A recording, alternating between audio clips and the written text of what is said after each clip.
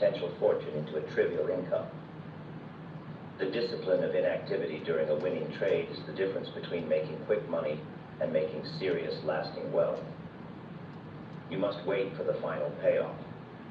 Do not exit until the clock has truly run out.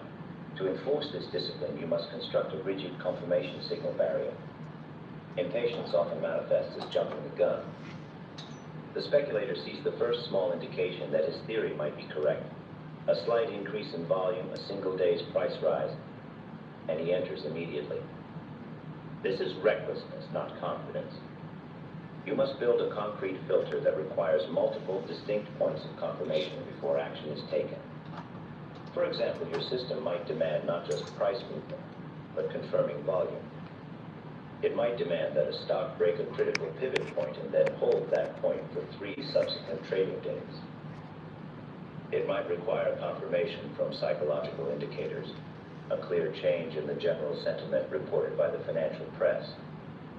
The time that elapses between the first signal, the initial suspicion that a great move is coming, and the final confirmation is the crucible of discipline. The market provides false starts constantly. It sets up traps for the eager and the impulsive. It wants you to deploy your capital at the moment of highest uncertainty so that you are battered out before the real trend begins. If you jump the gun on the first signal, you are engaging in impulsive trading. You are speculating on a hope, not on demonstrable evidence. The confirmation barrier requires you to wait for the evidence to become overwhelming. It must be so clear that your entry is practically a foregone conclusion, not a risky guess. A speculator should feel that he is late, not early. If you feel slightly late, it means the trend is already established and has confirmed itself. If you feel early, you are gambling on a premonition. Rigidly applying a 3-step confirmation filter, a price confirmation, a time confirmation, and a volume confirmation will dramatically reduce the frequency of your entries and dramatically increase their efficacy.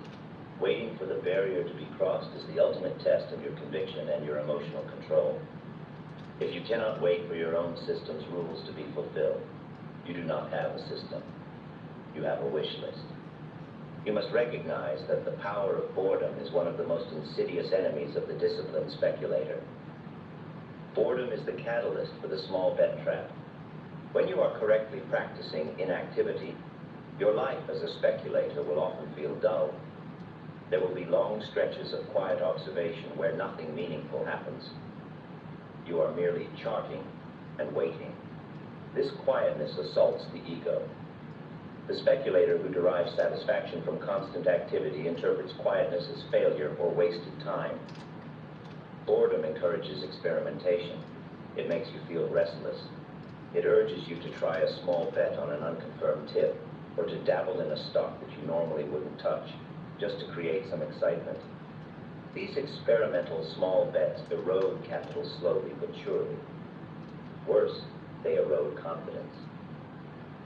When these small, trivial positions inevitably lose, your faith in the market and your own methodology suffers. You have paid the market the boredom tax. You must treat your waiting period as a high-stakes discipline challenge. The challenge is not to find a trade. The challenge is to not trade. If you're feeling bored, if the itch to engage is overwhelming, you must step away from the ticker. Shut off the machine. Go for a walk. Read a history book. Engage in an activity completely divorced from the financial arena. The moment you use capital to alleviate boredom, you have violated the foundational principle of speculation. Speculation is serious business. It is not a pastime. A speculator must be fundamentally cold, calculating, and patient. He must view capital deployment as a rare, highly significant event. If you cannot conquer boredom, you will never conserve the capital necessary for the massive moves. The market has an unlimited appetite for the capital of those who must always be doing something. Your capital must be conserved like a general's reserve force. It is deployed only when the strategic advantage is overwhelming. Understand the cyclical nature of opportunity. This realization is crucial to maintaining patient inactivity. Major, Trend-following opportunities are not daily, weekly, or even monthly occurrences. They are cyclical events tied to economic tides, industrial revolutions, and monetary conditions. The speculators who construct the monumental fortunes, the men who move from moderate wealth to massive wealth, are those who have the genuine patience to conserve their ammunition for months or even years. They deploy maximum force only when the genuine large opportunity presents itself. It is sheer folly to expect a spectacular speculative opportunity every morning. The market operates in distinct phases: accumulation, markup, the trend, distribution, and markdown. The time dedicated to accumulation and distribution, the confusing phases where true direction is unclear, can consume the vast majority of calendar time. The true profit phase, the markup, is the shortest, most intense period. If you are busy trading during the accumulation phase, you are constantly whipsawed. You are paying for the privilege of watching large forces battle for control. The disciplined speculator understands the cycle. What's up, y'all? And I ain't been on here in a long time. I don't even play the game no more. I ain't gonna lie to y'all. My Xbox been down there collecting dust. You must visualize your capital not as a general fund, but as a limited number of powerful strikes. If you use those strikes casually, you will have nothing left for the main event. This cyclical understanding removes the pressure of feeling obligated to participate. If the cycle is not in the markup phase, the job is simply preparation and preservation. The expectation of perpetual profit is childish. The market ensures that the greatest opportunities are rare, precisely because rarity necessitates patience, a quality the masses lack. Your inactivity during the lean times ensures that you are financially and psychologically optimized for the feast when it arrives. Finally, you must master the psychological barrier of FOMO, the fear of missing out. This fear is the immediate psychological consequence of successful inactivity. While you are waiting, while you are adhering to your rigid confirmation barriers, you will inevitably watch other speculators make profitable trades. You will hear the boasting of the men who got in early. You will see prices move upward without your participation. This creates immense emotional pressure. You feel the deep regret of missed opportunity. You must train your mind to distinguish between two radically different concepts: paper loss and real loss. A missed opportunity, a trade that went well without your involvement, is merely a paper loss. It is capital you never had, and therefore you cannot truly lose it. It is an emotional inconvenience, nothing more. An impatient, poorly executed trade, a position taken out of fear of missing the move, results in a real, tangible capital loss. This loss depletes your war chest. It requires you to make back the lost money before you can even begin to profit. I learned that missed profit is far less damaging to the speculator than actual loss. The discipline of inactivity protects you from the emotional tyranny of watching others profit during times when your system demands stillness. Your system demands stillness because those profits are often fleeting, based on shallow analysis or simply noise that will be reversed. I ain't gonna lie, if you ain't into money, my lives probably got a little boring for you. If you miss one spectacular move, another will follow, assuming you have preserved your capital and your patience. If you rush in and lose your capital, you may find yourself sitting on the sidelines, truly inactive, not by choice, but by financial necessity when the next great move begins. Do not allow the success of others to dictate your risk. Your only job is to follow your rules. If the rule says wait, then the market could double without you, and you still wait. The speculator who masters the wait knows that the most expensive emotion in the market is regret driven by impatience. Avoid it. Preserve your capital and wait for the signal that is meant for you and for your system. Inactivity is not laziness. It is not idleness. It is the ultimate form of strategic intelligence and capital defense. When the market offers no clear edge, your greatest victory is not a 10-point gain. It is the conservation of your cash and the mastery of your patience. The market is designed, structurally and psychologically, to reward the disciplined, cold observer and to utterly destroy the emotional, busy participant. Master the wait. Preserve your ammunition. Defend your mind. Master the wait, and you master the trade. You can watch hundreds of hours of content and read dozens of books about the market. You are filling yourself with knowledge, which is excellent. But knowledge alone won't make everyone rich, because not everyone possesses the right foundation. The market is the same for everyone. The only difference lies in the mindset. You can have a perfect trading system, but if you lack discipline and an understanding of your own psychology, that system is worth nothing. I often see a recurring theme in your comments. It is easy to talk about strategy in theory, but when it comes to the actual trade, many struggle with emotions. For those who want to focus on discipline, patience, and self-discovery within trading, I have created a new channel called The Stoic Trader. I believe it will help many of you bridge these gaps. So if you think this kind of content would be useful to you, go ahead and check it out. The link is, as always, in the description below. The greatest killer of speculative fortunes is not the crash, not the bear market, not the clever manipulation of the insiders who try to shake you out. No, the true killer is far more insidious. It is the 3 seconds between seeing a potential opportunity and waiting for that opportunity to confirm itself upon the tape. That gap. That momentary failure of nerve. The gap of impatience. This is the market's toll booth, designed specifically to extract capital from the impulsive. The quick hand, the nervous entry, the eager fool. If you cannot master the discipline of waiting for absolute proof, the market will treat you like a common gambler, and you will lose everything you possess. You must understand this truth immediately. The impulse to trade is a destructive instinct. The disciplined waiting for the signal is the highest form of professional speculation. Subscribe now, like this video, and leave a comment. By doing that, you help more people see this message, and you let me know this work is not in vain. The immediate impulsive urge to get in now is the market's oldest, most reliably fatal trap. It springs from the twin fears: the fear of missing out on the first tick, and the fear that the price will run away from you before you establish your position. This impulse is an emotional reflex. It has no place in speculation. The danger of trading on impulse is simple. You are acting on hope, not evidence. You are betting that your personal assessment, your prejudgment, will override the factual movements of the general market. This is a disastrous conceit. The professional operator waits, he watches, he confirms. The amateur rushes, he hopes, he buys on the rumor of a move. The most common error I have witnessed day after day, year after year, in the room and on the floor, is the failure to wait for the crucial confirmation point.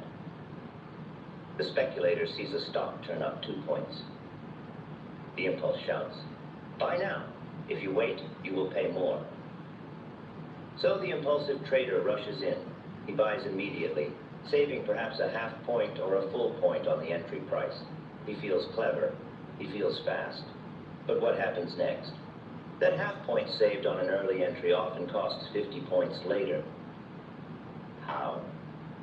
Because an impulsive entry is inevitably a poorly positioned entry. When you enter too soon, you do not have a confirmed line of least resistance. You have only an expectation. The stock often pulls back to test the very level you just rushed past. The fluctuation that follows the premature entry causes immediate distress. The capital is now held captive in a nervous position. The speculator is immediately placed on the defensive, forced to watch the tape with anxiety, calculating whether he must violate his own rule and cut the position before the major move he anticipated has even begun. He becomes emotionally invested immediately. The position is small, but the stress is immense. He has ruined his clear judgment. A professional entry is made when the market has proved its willingness to move in the desired direction. A professional entry allows for a much tighter, more logical stop loss because the risk has already been partially mitigated by the market's initial action. An impulsive entry based on a hunch requires a wider stop. Why? Because the market has not yet decided its path. You are exposed to the maximum amount of fluctuation. If you save 1 point by rushing in early, you often risk 10 points just to survive the initial unnecessary shakeout. That one saved point is a false economy. It is the cost of impatience. The operator who waits, who pays the slight premium for confirmation, enters the market with clarity. He knows exactly why he is there. He has proof. He buys the stock after it confirms the break, not before it breaks. This patience allows him to sleep at night. It maintains his mental clarity. He is trading on evidence, and the market's inevitable fluctuations, though annoying, do not threaten his confidence or his position because he knows the primary signal remains intact. Impulse destroys judgment. It shifts your focus from what is the market doing to what is this stock doing to me. Never allow the urge to save a minor fraction on the entry price to dictate your timing. Time is infinitely more valuable than a few ticks. Wait until the market gives you permission to proceed. You must learn to distinguish between a hunch and a signal. They feel similar to the untrained speculator, but their origins and consequences are worlds apart. A hunch is rooted in desire. It is based on the emotional dread of missing the coming movement. It is often triggered by gossip or a momentary sharp spike on the tape that catches your eye. A hunch is fundamentally subjective. It is the hope that you are smarter than the entire market and that you can predict its immediate future. A hunch is usually a justification for risk. A signal is the opposite. A signal is concrete. It is derived entirely from market action, from the indisputable behavior of the price and volume around critical points. A signal is objective proof. I learned early in my career, particularly during the heady days of the cotton market, that I rarely traded on the first interpretation of events. My initial analysis might suggest a certain course, but I always waited for the market itself to affirm that analysis. The market has a way of showing its hand, but only after it has tested the patience of the crowd. A genuine signal is the unambiguous proof of the line of least resistance. It is the moment when the market has clearly stated that it requires less effort to continue in one direction than to reverse. A hunch is merely an emotional justification to risk capital immediately. Consider a stock that has been accumulating for weeks within a tight range. You, having studied your charts, believe it is about to break upward. The price begins to rise slightly, touching the top of the range. The hunch says, this is it. Buy the moment it touches the high. The signal demands patience. The signal requires not just the touch of the high, but the clear, sustained penetration of that high. It demands that the price holds above that resistance, confirming that the forces of buying are overwhelming the forces of selling at that crucial point. Until that happens, the initial spike is merely a transient fluctuation, a probing action. It is designed to trap the impulsive buyer and allow the experienced operator to unload paper into nervous hands. The hunch invites you to buy the probe. The signal invites you to buy the established breakthrough. A true signal requires time and clarity. It must be repeatable evidence. It must demonstrate institutional support or overwhelming public sentiment. It cannot be fleeting. If you are acting based on a gut feeling, a whispering voice, or a tip you overheard in the smoking room, you are operating on a hunch. If you are acting because the price has closed above the confirmed resistance line on heavy volume and held that position for a sustained period, you're acting on a signal. The difference determines whether you are a gambler or a professional speculator. One relies on luck, the other relies on observable fact. Never trade on a hunch. Only trade on the undeniable confirmed signal. The signal is never merely a single price point. That is a dangerous simplification. The signal is the sustained behavior around a critical level. This is the principle of complete confirmation. Many speculators are defeated because they accept a partial confirmation as the final word. They see the stock touch the high, and they assume the move is underway. They do not wait for the market to complete its work. The market must not only reach the desired level, it must hold that level.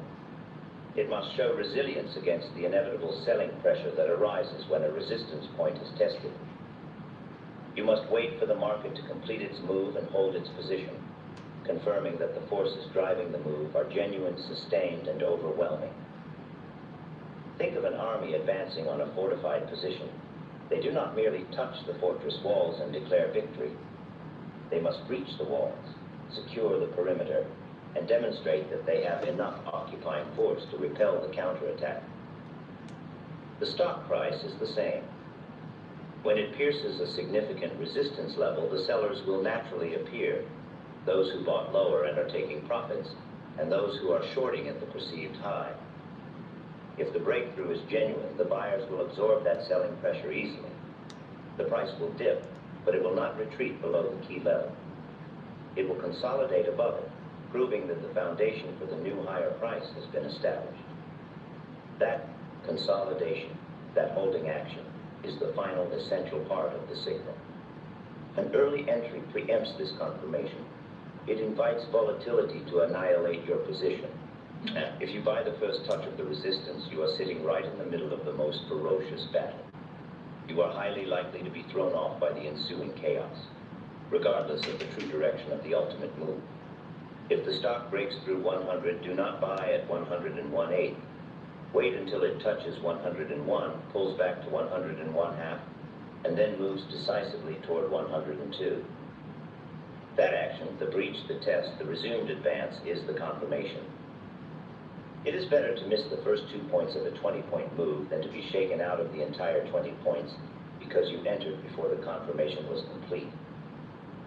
The market has a malicious tendency to punish the premature entrant by giving them a brief glimpse of profit, only to reverse violently enough to trigger a stop, leaving the speculator bruised, frustrated, and out of the position just before the true confirmed move begins. This is why complete confirmation is paramount. It separates a transient fluctuation from a sustained trend. It forces you to rely on facts, not possibilities. Be patient enough to let the market show its true colors. Perhaps the most frustrating experience for a speculator is to be fundamentally right about a major move, yet still lose money because of impatience. The high cost of being right too early is measured not just in dollars, but in the catastrophic drain on confidence. If you enter prematurely, you are likely to be shaken out by minor fluctuations while the underlying move is still forming. The market can be frustratingly, deliberately slow. Great movements often take weeks, even months, to ripen fully. The initial stages are often characterized by false starts, sideways drift, and sudden, deceptive reversals. You, having entered on your early hunch, find yourself waiting. The stock moves 1 point in your favor, then 3 points against you. It lingers. It becomes tedious. You start to